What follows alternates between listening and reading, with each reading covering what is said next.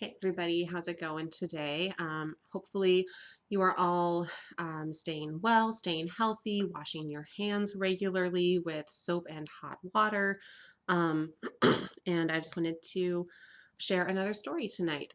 It is March 16th, Monday, and so for us here in Oregon, we are on day 4 now of stay inside and don't send the kids to school. And, we love our kids, of course, but if you needed something to help you keep them entertained, welcome to Storytime with Sara. Hooray! Maybe that's what I'll start naming these videos. Yeah. Um, also, you will hear me have some sniffles a little bit.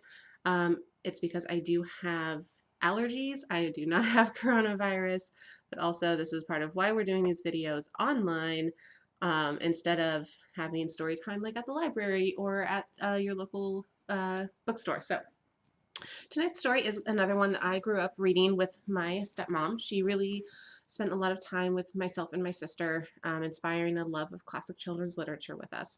And so the story that we're going to read tonight was originally published in 1966, and you might recognize some of the author's artwork because he did work for Disney way back in the day. I want to say he worked on, oh, it says it right here on the back.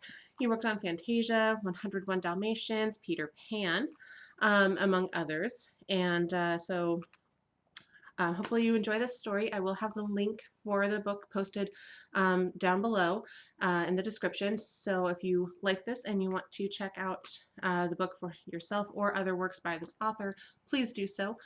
So without further ado, tonight we are going to read Capyboppy by the wonderful Bill Peet. And there are words and pictures with this book. So again, I will read and then show like we did in the other videos. So thanks for hanging out with me tonight and staying safe and staying well, and enjoy. Capyboppy, written and illustrated by Bill Peet.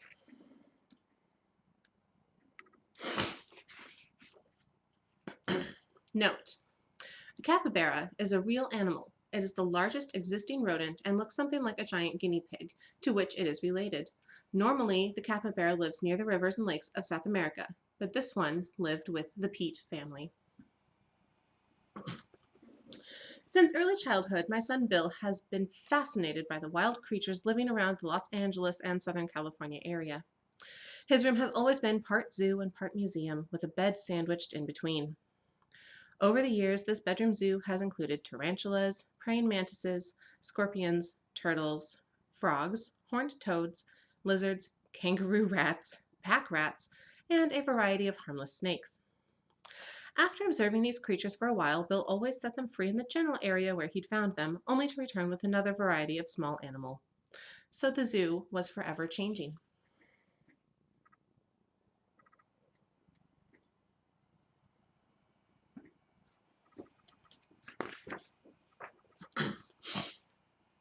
When Bill entered college to major in the natural sciences, the long hours of study left little time for creature collecting. Early one spring, the zoo had dwindled to its lowest population in years, a mere pair of tarantulas. It was then he decided on a spectacular new addition. I know where I can get a boa at a bargain, Bill said one day. This brought an immediate storm of protest from my wife, Margaret, our younger son, Steve, and me. We knew that Bill was sometimes careless and left a lid slightly ajar on one of his glass cases. There was the time when a king snake came slithering out to the kitchen, and one afternoon a tarantula was found stumbling about on a bedspread. These creatures were easily captured and returned to their quarters, so there was no problem.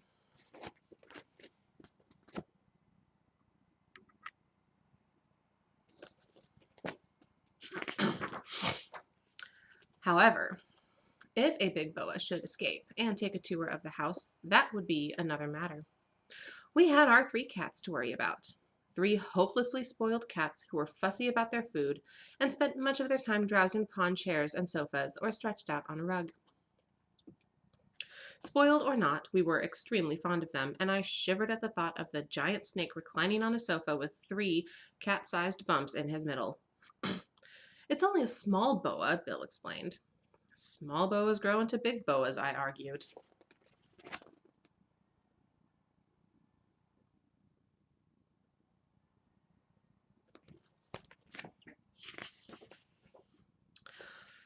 All right, Bill said. I'll forget about the boa.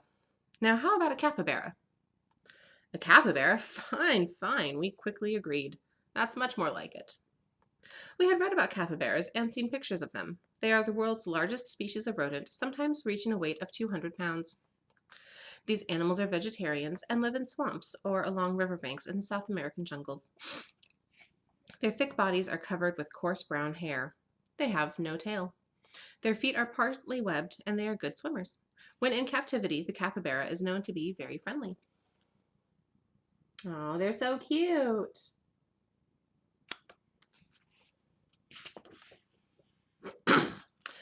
Bill lost no time in contacting a wild animal importer to put in his order for one capybara. That was in the middle of March. One afternoon in early April, Bill came wheeling happily home in his Jeep with his new rodent friend seated beside him.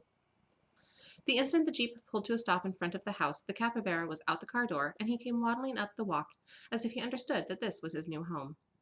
Margaret, Steve, and I rushed out to greet him, but he passed us by without a glance, twitching his tiny mouse ears and making a bird-like tweedle-tweet sound.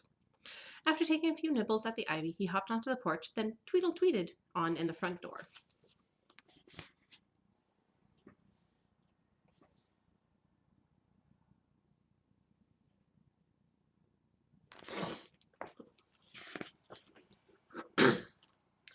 He paused in the entry hall for a brief moment to look around, then headed into the family room where the cats were drowsing on the love seat. At the sound of the tweedle-tweet, the cats suddenly sat up. Perhaps they expected to see a bird. But when they spied the huge no-tailed mouse, they were horrified.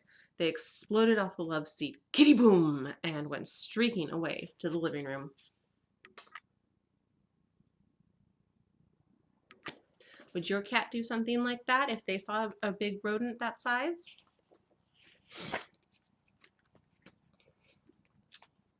The capybara hardly nosed them. He followed his sensitive nose straight for the kitchen, to the 3 bowls of cat food, which had hardly been touched. Vegetarian though he was, the capybara seemed to enjoy the cat food. He finished off one bowl after another, while the bewildered cats watched at a safe distance. What a shock it must have been to see the old cat and mouse game turned completely topsy-turvy.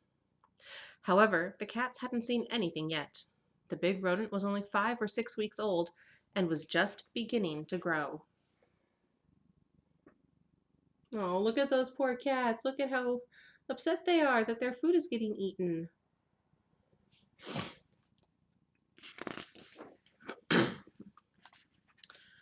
After finishing off the cat food, he put away a heaping big bowl of oats and barley. Then the Cappy began exploring the house with all 4 of us trailing after him, curious to see how our jungle creature would take to his new surroundings. We followed his cheery tweedle-tweet as he wandered in and out of the rooms, circling behind chairs, snooping under beds, and exploring every closet. All at once we realized he was doing much more than snooping. He was sampling things for taste. To the capybara, everything was edible until proven otherwise. A few quick nips and a shoe was beyond repair. Crunch, and a wicker chair seat began to unravel. Chomp, and a handbag strap flew apart. This was proof enough that the Cappy was not the ideal household pet. We promptly escorted him out to the backyard.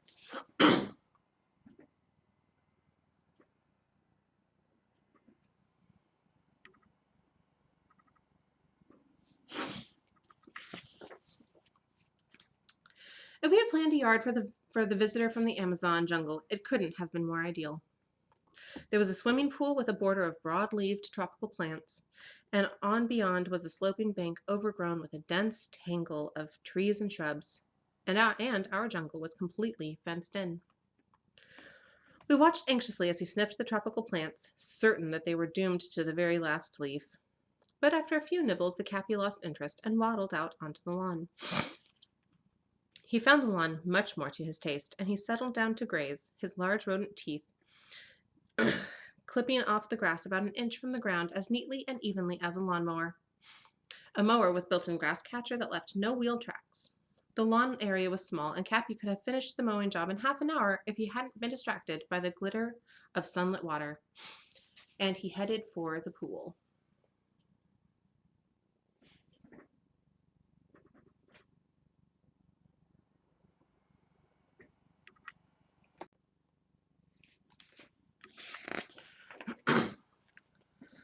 For a moment he teetered awkwardly on the edge, then toppled in, kerplush. Once in the water, Cappy was surprisingly graceful. His broad, webbed feet propelled him along in a smooth, easy glide with his eyes, ears, and nose skimming over the surface. After one leisurely cruise around the pool, he hauled himself out.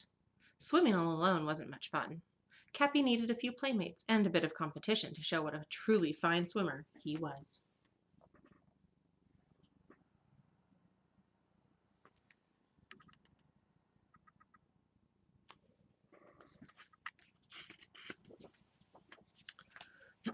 Bill and Steve were gone during the week to their summer jobs, but on the weekends when Friend came to join them for a swim, Cappy was always in the thick of the action. The excitement of the shouting, splashing teenagers and small fry brought out the show-off in the big rodent. He seemed to be everywhere, dodging in and out and under flying arms and legs and swim fins. Nobody could outdo Cappy when it came to swimming underwater, but then he had all the natural equipment such as self-sealing nostrils and ears, plus 2 pairs of swim fins, and he circled the pool time after time before bobbing to the surface for air.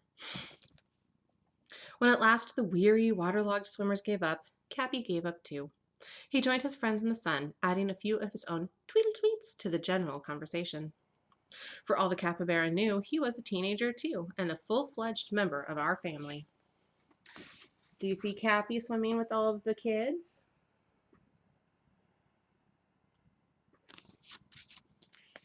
And look at him sitting there having a grand old little conversation, huh? Yeah.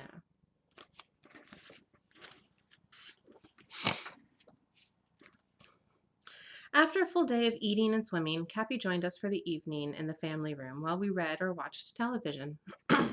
He took his place on the love seat with his head on Margaret's lap while 3 miserably jealous cats prowled in the background.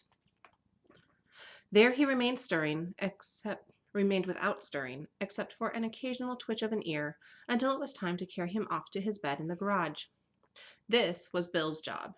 After all, it was his rodent. And it was a struggle all the way with Cappy kicking and squealing like a spoiled little pig. But then Cappy was getting a bit spoiled.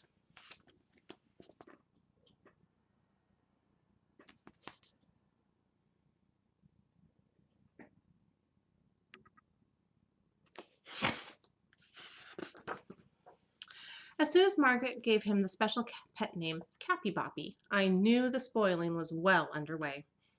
His expressions of pleasure so delighted her that she was constantly thinking of new ways to make Cappy happy. His day began with a shower. Margaret turned on a fine warm spray in the stall shower and left Cappy there while she prepared breakfast.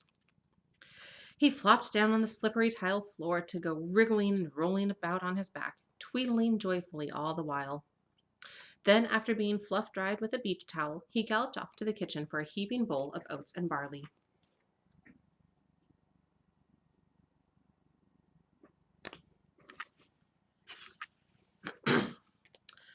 To Cappy, there was nothing quite so wonderful as a graham cracker. The flavor was irresistible. Margaret taught him to sit up and beg for them, and before long she had him walking on his hind legs all around the kitchen in pursuit of this very special treat.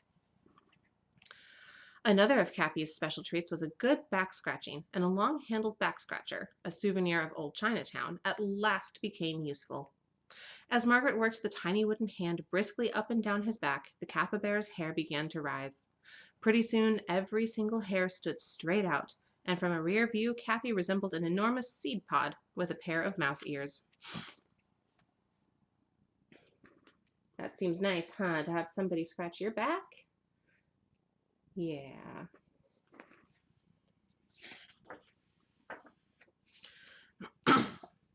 During that first month, our big jungle rodent had grown accustomed to lots of attention, and if he was left to himself in the yard for too long a time, he called to us with a plaintive tweedle-tweet. One afternoon, Cappy came to visit me in my studio above the garage. Clumpity-clump, clump. He struggled to the top of the stairs. Then came the persistent scratching at the door until I finally let him in. I watched intently as he went nosing his way around the cluttered room, sniffing at the jumbles of books, stacks of old magazines, and the hodgepodge of paper and art materials. The only thing he found of interest was a grease pencil, which he promptly ate. One grease pencil was no great loss, but when he began staring at some drawings tacked on the wall, there was cause for alarm. They were finished illustrations for a book I had been working on since early spring. If the drawings happened to suit his taste, he could eat a month's work in less than a minute. As much as I enjoyed Cappy's company, the risk was too much, and after a brief but lively skirmish, I managed to push him out onto the stairway and rudely shut the door behind him.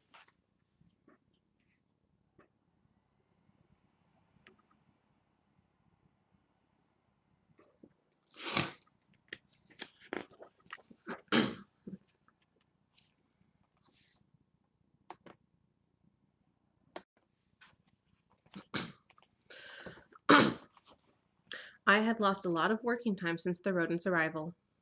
Much of this time was spent watching him out of pure fascination. Then, at frequent intervals during the day, I left the drawing board to check the gate between the house and the garage to be sure it was closed and latched. We had posted 2 notices on the gate in extra large print. Please keep gate closed, and beware of capybara. Nevertheless, one day someone left the gate standing wide open, and Cappy was gone. In a panic, Margaret and I rushed out to the street. She called, "Capyboppy! Capyboppy!" toward the brush-covered hills just below, while I raced up and down the block, peering over fences and between houses. But there was no answering tweet-tweet, and not a sign of Cappy. For all we knew, he might have been gone for an hour and might be miles away. Our only hope was to drive slowly along the roads that went winding down through the hills, asking everyone we met if they had seen a big brown hairy thing with mouse ears and no tail. So we rushed back to the house and leaped in the car. Then, just as we pulled out of the driveway, Margaret cried, "There he is! There's Cappy!"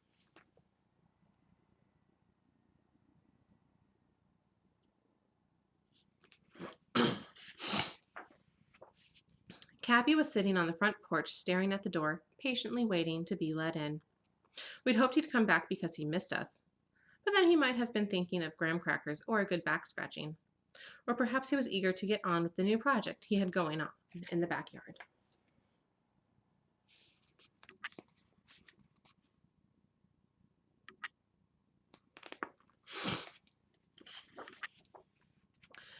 This new project was a mud wallow.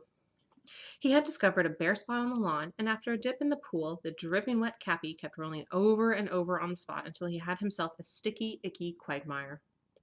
Between the mud wallowing and the swimming, the pool was rapidly turning a deep chocolate brown. Unless something was done soon, we would have the only swamp with a diving board and ladder.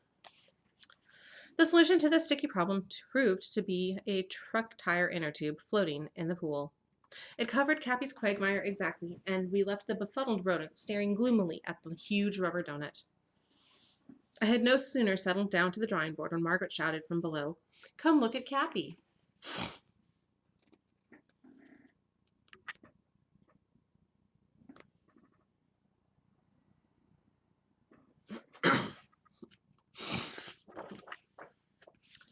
Cappy had plunked himself down smack in the center of the inner tube. There he sat in stubborn defiance. If he couldn't have his mud wallow, at least he was determined to have the last word. This little show of stubbornness was only the beginning. The capybara was getting more headstrong by the day, which seemed to go along with his increasing size. He was growing at an alarming rate. He ate his way through June and July, and by early August, he had just about tripled his size.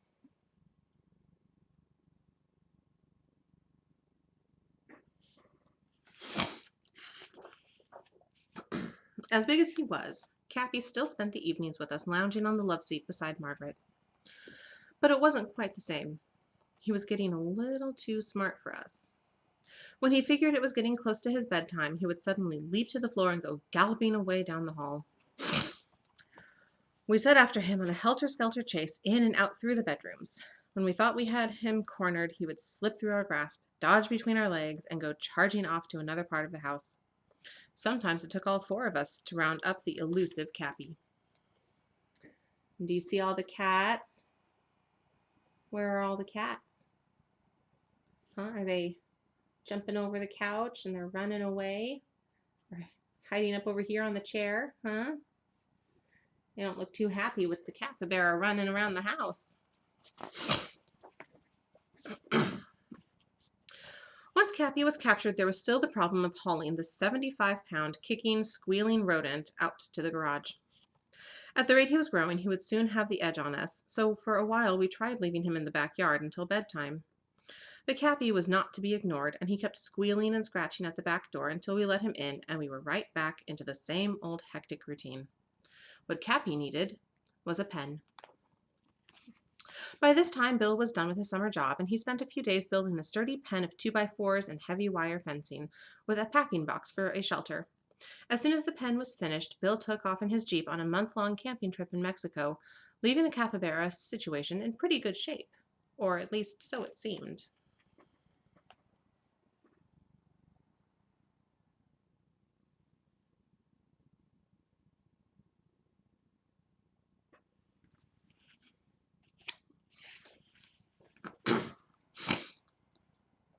There was still the tricky problem of luring the reluctant rodent back into his pen at the end of the day. He couldn't be tempted with graham crackers. By this time he'd had his fill of them. Now the best bait was a fistful of tender green grass.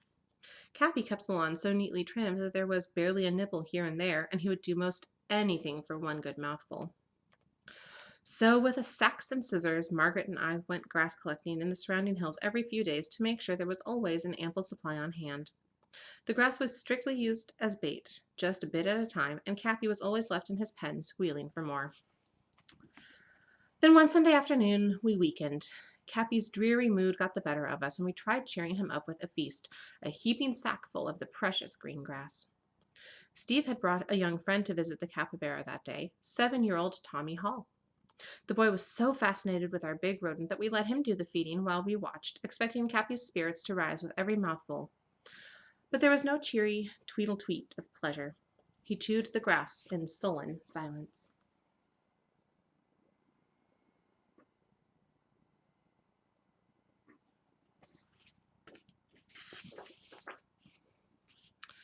Then, without warning, Cappy suddenly leaped at Tommy and nipped him on top of the head. The boy screamed in pain. At the same instant, Steve let go with a furious kick that sent the capybara sprawling into the pool. Tommy's t-shirt was splattered with blood as Margaret and Steve rushed him into the house. I was too stunned to move. All I could do was stare helplessly after them, then back at the pool where the Cappy was floundering on the bottom. By the time I could get my legs to carry me in the back door, the others were out the front door and in the car starting off for the Valley Emergency Hospital. As they pulled out of the driveway, Margaret called out to me, "Keep an eye on Cappy," and I returned for another look into the depths of the pool, fearful of what I might find. Now, it's very important we do not hurt animals. Ever. That is not okay.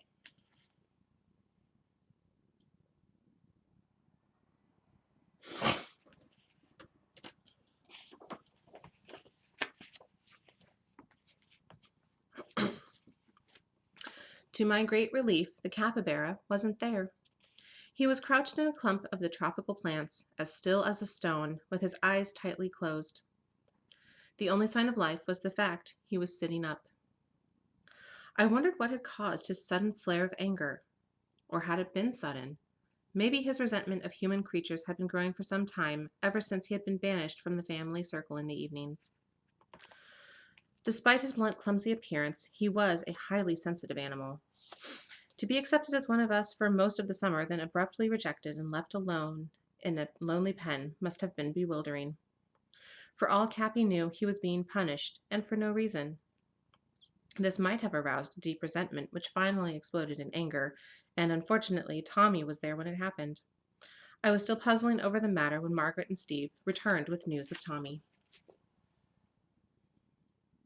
How do you think Cappy feels?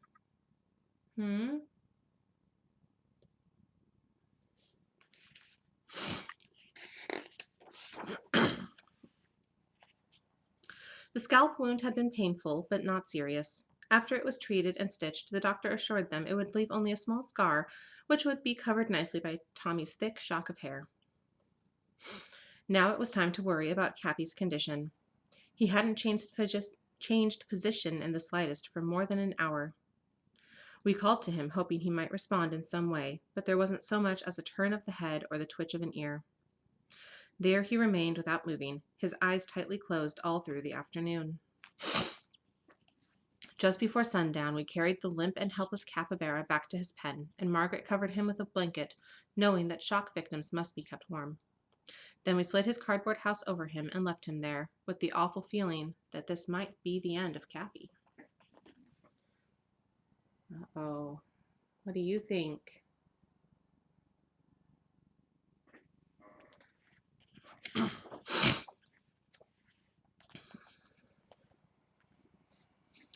Early the next morning, as much as we dreaded it, Margaret and I went out to the pen for a look.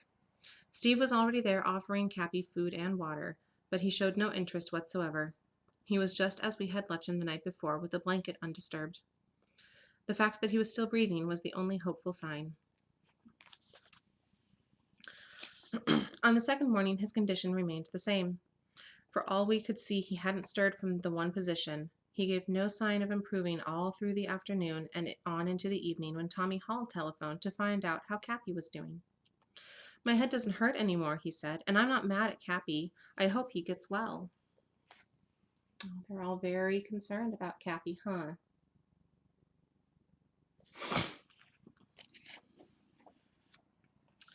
And Cappy did get well. On the third morning, he was able to sit up and take a few nibbles of food and drink some water. Within a week, his appetite had improved until he was eating at top speed and feeling as good as new. Meanwhile, Tommy Hall, who lived a few miles away, had become something of a celebrity in his neighborhood. The capybara scar was his badge of distinction. After all, not many boys in Los Angeles, or anywhere else in the country, for that matter, can boast of being bitten by a capybara. And to top off Tommy's week of glory, a "Capybara Bites Boy" column appeared in the newspaper. Of course, we didn't want any other small boys becoming famous on account of Cappy, and we began pondering the problem of what to do with our rambunctious rodent. See, look, Cappy's all better, huh?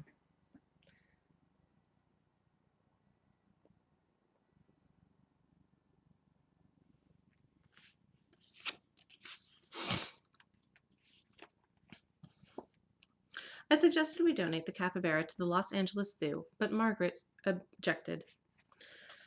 "That's like sending Cappy to prison," she said. "Why don't we ship him back to South America with instructions that he be returned to the jungle?" "Not a bad idea," I said, "if we could be sure the instructions would be carried out. Somewhere along the line, he might end up in the wrong hands. Capybaras are considered good eating by many people down in that country." Margaret had another idea. "Why don't we take the trip ourselves? Then we could make sure he gets back to the jungle." Oh, the cats look happy that the capybara is outside, huh? They're happy to have the couch back.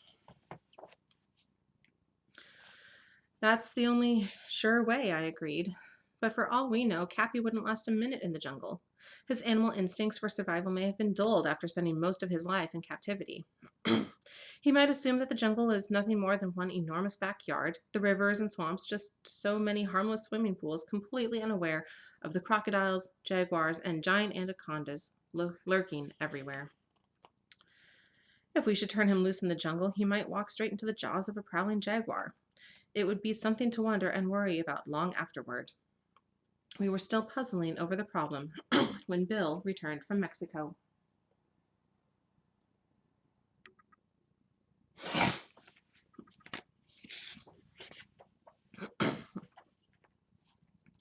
After hearing about Tommy Hall and what a big problem our rebellious rodent had become, Bill reluctantly agreed that Cappy must go. What to do with him was still a puzzling question, and we hoped Bill might come up with a happy solution. We discussed the problem for days, considering every possible angle, only to arrive at the one inevitable conclusion. Cappy must go to the zoo. One morning, Bill carried his kicking, squealing big rodent out to his Jeep, a wildly desperate struggle all the way. Once inside the car, Cappy settled down to gaze calmly out a window, apparently resigned to whatever his fate might be. Then, as the Jeep wheeled out of the driveway and headed down the road, Margaret burst into tears. "It's not goodbye forever," I reminded her. "After all, the zoo is only a half-hour drive from here." And since that day, we have taken that drive many a time and brought Cappy many a sack of freshly cut grass. On one of these visits, we were horrified to find our capybara sharing a pen and swimming pool with a pair of huge hippos.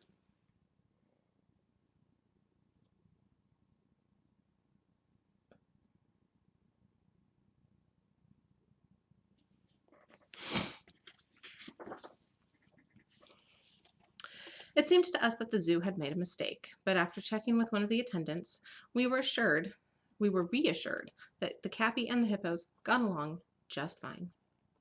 In fact, the man said with a chuckle, I've even seen Cappy walking around on their backs. With this cheering news, the attendant left us. If Cappy could walk on the hippos, there seemed to be nothing more to worry about. Margaret called Capyboppy, Capyboppy, which brought him tweedling happily up to the fence, and I tossed our bundle of grass over to him. Just as Cappy settled down to enjoy his treat, the male hippopotamus caught the scent of the fresh greenery and came plodding across the pen. We watched anxiously as Cappy stood his ground, chomping away at the grass, with one eye on the approaching hippo. For a tense moment, they were nose to nose. Then, with a pitiful squeak, Cappy backed away to watch his precious grass disappear in one big woof. Now we feared Cappy might starve if he must share all his meals with these big-mouthed blimps, and we couldn't very well leave the zoo with this worry on our minds.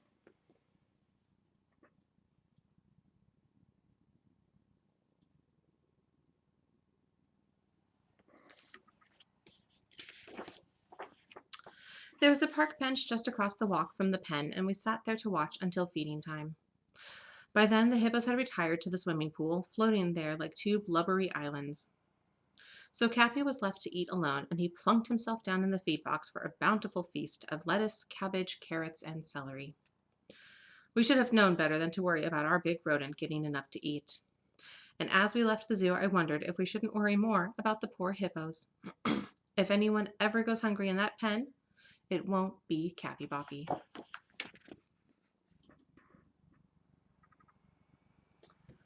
The end. Are you gonna focus? There we go. Thank you so much for joining me again tonight for another story. Again, this was Capyboppy by Bill Peet. I'm still really figuring out my camera situation and how that all works, and the autofocus on it, and the definition of the recording and everything. So thank you for bearing with me while I get it all figured out. Again, I'm working with what equipment I have available to me, so I'm doing the best I can. But yeah, I would love to hear your thoughts and comments about this story. Like I said, I've been listening to this one since I was an early teenager, and I'm in my 30s now, so it's been just a couple of years that I've enjoyed this one.